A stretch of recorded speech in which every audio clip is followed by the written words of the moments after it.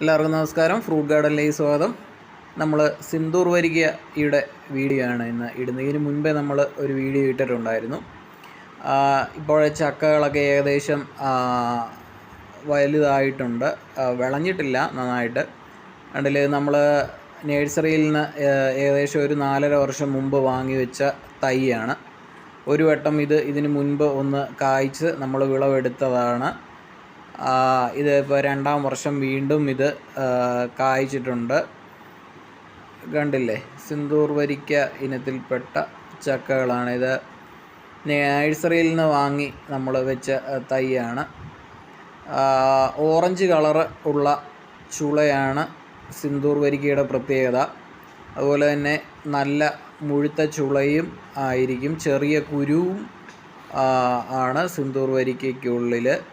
നമ്മളിതിന് പ്രധാനമായിട്ട് വളമായിട്ട് നൽകുന്നതെന്ന് പറഞ്ഞാൽ ചാണകപ്പൊടി ആണ് പ്രധാന വളം നൽകുന്നത്. വേറെ വലിയ വളങ്ങളൊന്നും നമ്മൾ നൽകിയിട്ടുമില്ല, വലിയ പരിചരണം ഒന്നും നമ്മൾ നൽകിയിട്ടില്ല. കണ്ടില്ലേ.